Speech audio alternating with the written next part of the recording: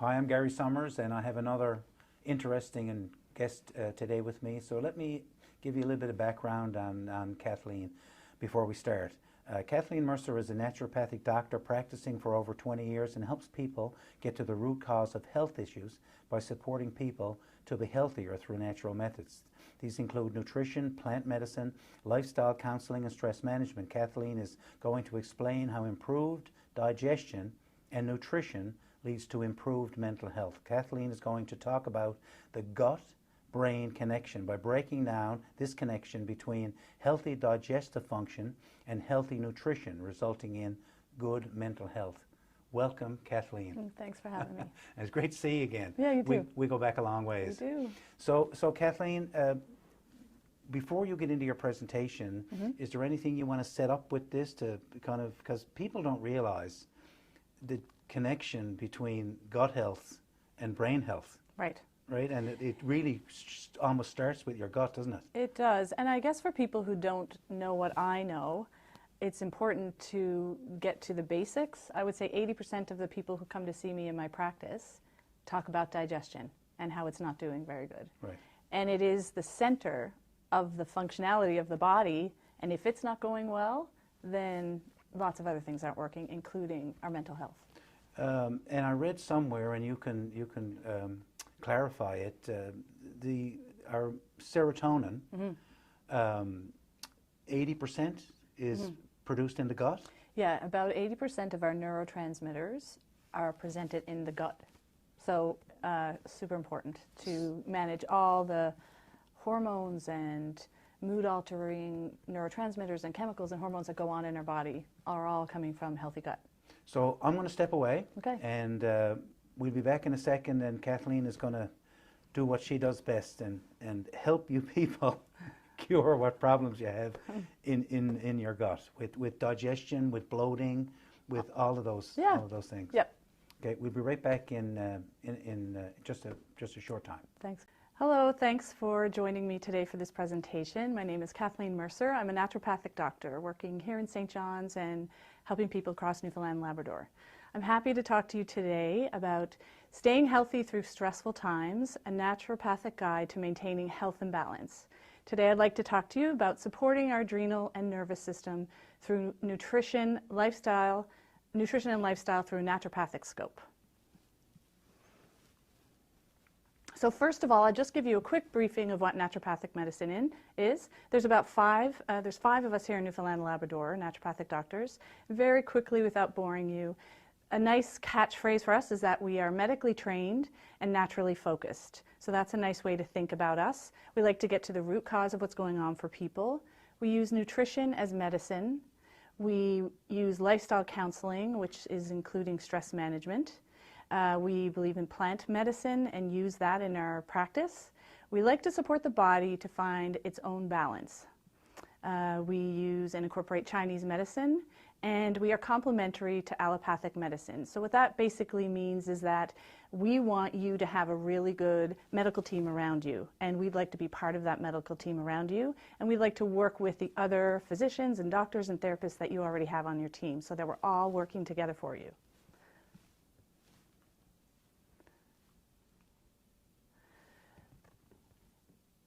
So, there we go. So I'd like to start by talking to you. I'm going to talk to you a lot today about digestion and the connection between our mental health and digestion. I'd like to just start by doing some basic anatomy and physiology so that you know what I'm talking about when I even say the word adrenaline or adrenal glands. So if we put our hands on our hips, where our fingers land, that's about where our kidneys are. We have two kidneys. On top of our kidneys, we have two walnut-sized, they look like walnuts actually, they're called the adrenal glands. So the adrenal glands are responsible for pumping out adrenaline, and maybe you've heard the words cortisol. So when we have a stressful event occur, of course, our adrenal glands and part of our brain pumps out some adrenaline, which are hormones and neurotransmitters that allow the body to be ready to handle a stressful situation. So what happens when we imagine that we hear the fire alarm go off in our house. So obviously we go into get ready mode and we're running around the house trying to figure out what's going on. So what happens is in our body, our adrenals and our brain releases some stress hormones and chemicals which help us be ready. So that helps our body and our brain realize there's an emergency. Our blood pressure increases. We get a spike in blood sugar so that our brain and our muscles are ready to have energy to do whatever we have to do to handle the emergency. We get shallow and rapid breathing so that we're ready for bursts of energy instead of using our whole lung. Our muscles become engaged and hypertensive and firm and ready to engage. And we get a really busy and focused mind. We're basically scanning the environment to see where the emergency is. So all that stuff's happening in the moment. So imagine I hear the fire alarm, I get up, I look around my house, I realize I burnt the toast, I pop the toast, and then I realize, okay, that's not that big of an emergency. And then my body gets a whole bunch of other messages to say, okay, you can go back to resting phase now. The emergency's done, my blood sugar goes back to normal, my blood pressure goes back to normal, and I go back to a resting state. So that happens all throughout the day. If you have a presentation you have to do, if you burn your toast, if you see something on the road when you're driving that's shocking, you just get a burst. All these things are happening internally, and then you go back to a resting state. But what happens when this stress is prolonged? So when we in Newfoundland and Labrador and across, North America for sure, and maybe across the world, we run a busy life. And what is happening, we're finding, is if we do a blood draw and we do some testing, we find out that a lot of people have high cortisol, high adrenaline all day long. So that's not the resting state the body's supposed to be in. We're not supposed to have all this adrenaline going around in our system, because then our body doesn't get to rest. So what happens when we stay in a prolonged stress? Basically, we don't get to our resting state. Our blood pressure can stay high. We could potentially get diabetes, because if you remember, I said when we're in emergency, our blood sugar rises, so we're ready to engage. If we stay in that high blood sugar space too long, our insulin and blood sugar balance doesn't go back to normal, and it increases the chances of having diabetes. We gain weight because, again, if we have all this blood sugar running around, our body wants to try to do something with it, so it stores it as fat, and we gain weight, which then perpetuates the whole diabetes weight gain cycle. Our sleep isn't good, because if we have all this adrenaline and our body thinks we're in an emergency state, we go to bed at night and we try to sleep, but we're wired for daytime, we're wired for emergency, and we're not having the right transition of our circadian rhythm to get back into sleep mode. We have anxiety because if I'm walking around the day and I have this adrenaline in my system, my brain knows I have adrenaline. My brain is trying to figure out why I have this adrenaline. And I'll make up lots of stories of what that's about, and that becomes this anxiety state that I'm creating in my mind. We get exhausted. We can't stay in that emergency state that long. So over time, we get tired and fatigued. So we have this really interesting mix of wired and anxious, but exhausted, which is really, really hard. And a lot of people are experiencing that in Newfoundland and Labrador right now. And we have lower immunity. So our normal resting state and repair that the body needs to have to fight off viruses and bacteria, it isn't working great, because again, our body is now charged and ready to handle stress. It's not in a reparative or a high immunity state. So I want to talk to you a little bit now about stress and digestion. So if you can imagine, when we are in this constant stress mode going around our day, our body isn't going to be digesting and eating food when we are in this high stress mode, because again, our lower brain thinks, I'm handling an emergency, kind of shuts down digestion, because the body normally wouldn't be doing something high stress with adrenaline and eating at the same time. So those two things don't go very well together. So if we're in this stressful state often day to day in our life, our digestion isn't working properly. So what that means is our body's not prepared to digest, it's not prepared to metabolize our food, and it's not prepared to absorb our food. Therefore, we tend to hurt or damage our digestive system, and we interfere with the normal digestive function. This can lead to acid reflux, heartburn, it can lead to bloating, it can lead to excess gas, it can lead to irregular bowel movements, and basic nutritional deficiencies because we're not absorbing the nutrients from our food. So, the other thing is this prolonged stress, as I mentioned, can lead to blood sugar imbalance and can lead to weight gain. So with the digestive system, if you can imagine, body doesn't know I'm going to eat because my brain thinks I'm in a stressful mode. I put food into my body, but the normal physiology of digestion isn't going to happen. So then I've got this food in my stomach that my brain didn't know was coming. Then all these secondary ways of breaking down food happens, and that can throw off our whole digestion. So what are some things we can do to try to support us getting back into healthy digestion mode? So many of these presentations we've done here have dealt with lots of ways to help reduce stress. And that's super important. We need to be working on that all the time. If we actually just want to start working a little bit with food and digestion and eating while we do the work on reducing our stress, these are some ideas of things you can do when you're working with food and digestion. So it's really important that we take time to eat. A lot of us are on our computer and we open up a Tupperware and we're just eating while we're doing something. Again, our brain didn't know we were going to eat because we didn't do all the normal things that we would, as humans and as mammals, we normally have cues that we're going to eat, and we miss them. If I'm on my computer, engaged, open my Tupperware, grab something, didn't know I was eating, body's not ready to digest. So what's really important, these small little tips would be helpful. Turn off what you're doing, get away from the television, get away from the computer, sit down somewhere and eat. And look at your food. In our brain, if we look at our food and we see colors, if we smell the food, our brain tells our digestive system it's ready to eat, so we get ready. Digestive enzymes get going, bile starts coming from the gallbladder. We start to peristalse or squeeze so that our food goes down and gets into the right place. All these enzymes are breaking down the food and absorbing the nutrients where we need them. So look at the food, smell the food. It's also really important that you chew your food and you breathe well while you're eating. A lot of us are just 2 bites, swallow, 3 bites, swallow. We all do it. So I'm encouraging you all to make sure you're breathing, make sure you're slow, look at the food, and chew the food really well, taste the food, acknowledge you're eating, and take your time with it instead of rushing. Listen to your body cues.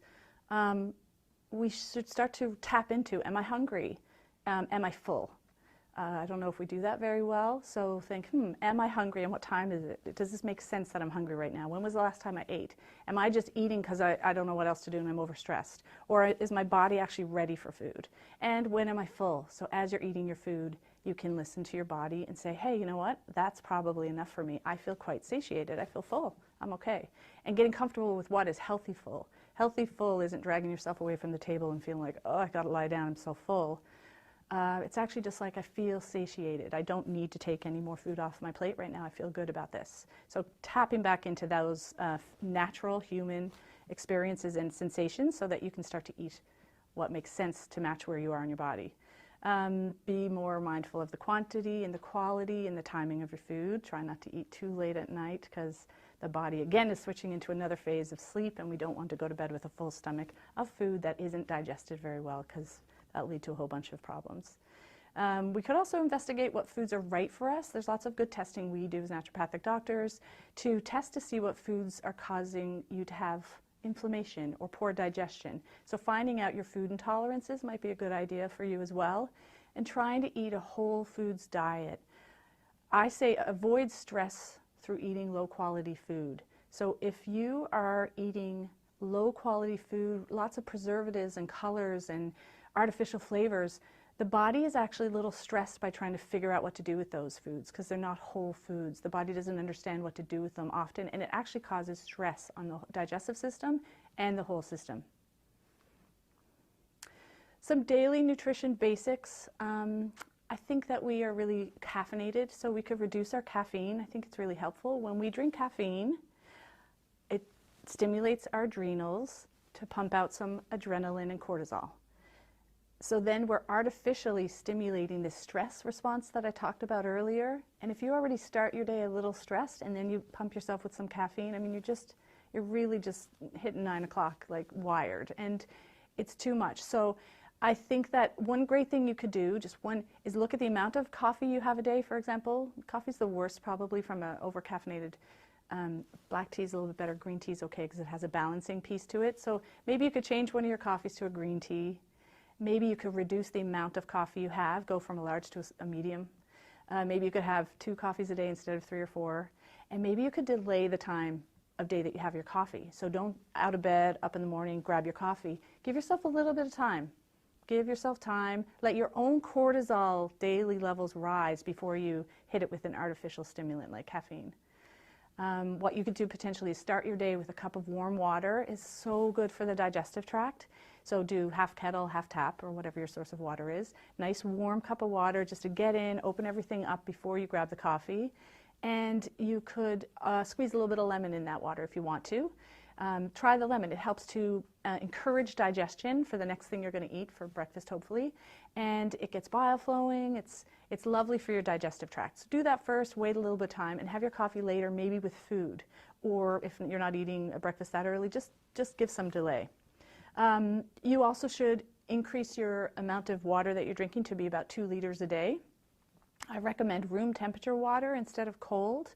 It could be warmer, but if we drink cold water, the peristalsis I mentioned earlier, our esophagus and our stomach start to contract, and all that good enzymes and mucus that the body's been building up starts to slough away. So it's almost like we damage or take away from our digestibility or digestive function by drinking too cold of water. So try to move your water temperature back to room temperature if you can.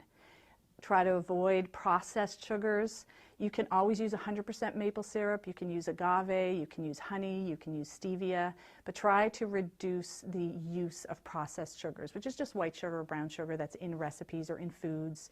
You can have a little bit, you can celebrate, you can have sugar, but just try to get it out of your daily routine.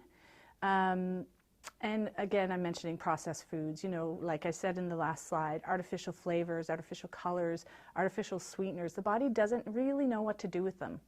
And it takes a lot of energy to figure that out, and it's taxing to the body. Increase your healthy fats and proteins. We really need to open up our minds to thinking that fats aren't bad and proteins aren't bad. And if we have good healthy proteins and fats, it tends to balance that blood sugar that I was talking about that's too high in the system. So healthy fat, healthy protein helps encourage our blood sugar to come back to normal. Our energy is usually better. Our brain functions better throughout the day. We're not having this hypoglycemic up and down fight with sugar throughout the day. So really encourage you to have fats and proteins and not too many simple carbohydrates and not too much sugar. And also increase your colors. Like I was saying, the brain looks at the food and gets excited by the food. And if we have colors in our food, it stimulates all sorts of things going on in our brain, which encourages really good digestion. And also, when we have colored fruits and veggies, there tends to be a really dynamic amount of vitamins and minerals in there. So a more colorful plate is good for you all the way around.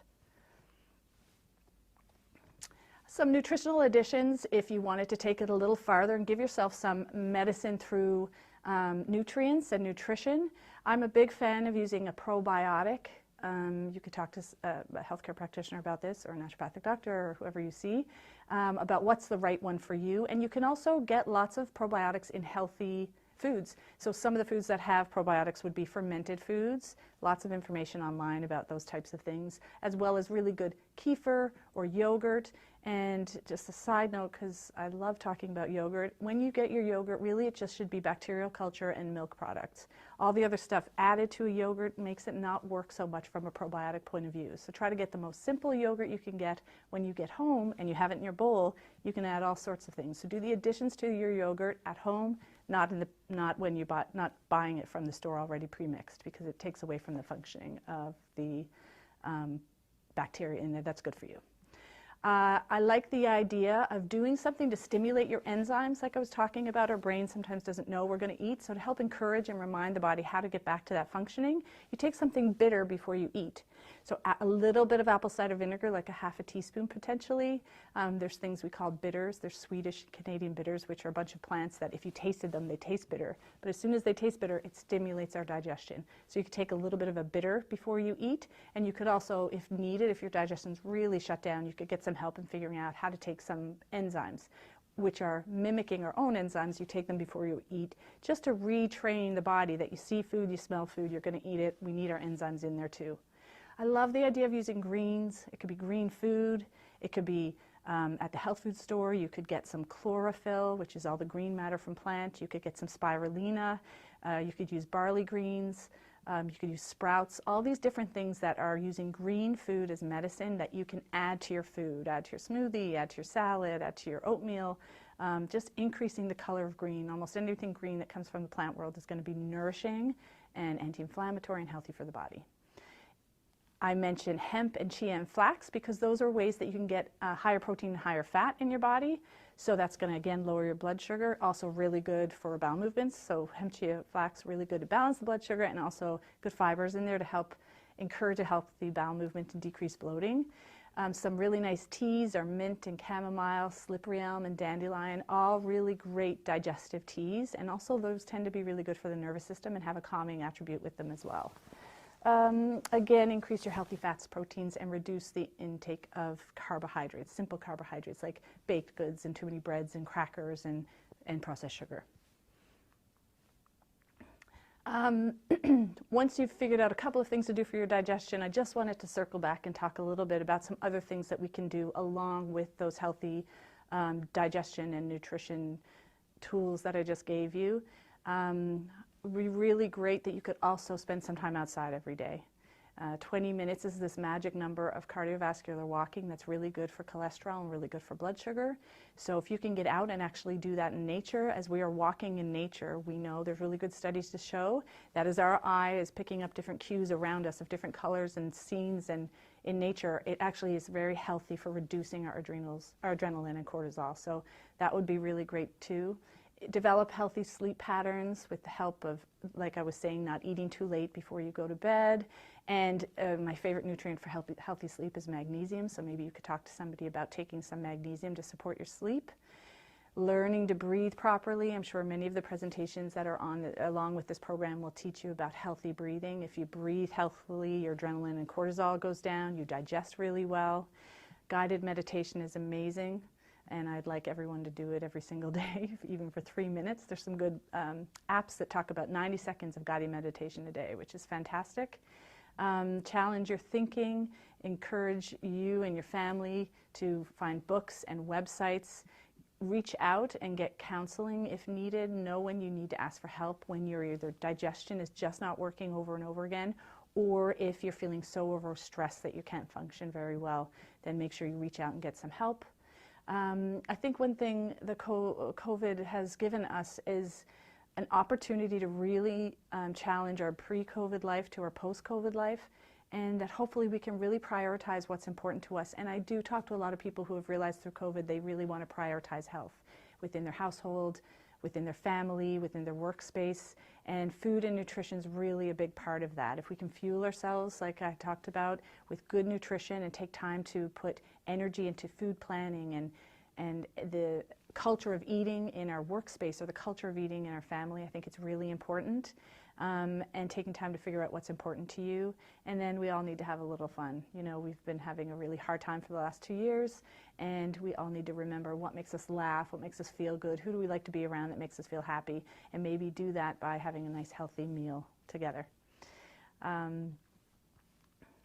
So I'd like to thank you for joining and listening to this presentation with me. It's my pleasure. It's my passion to help people be as healthy as they can be, because when people feel well, their life is better. So thanks for listening.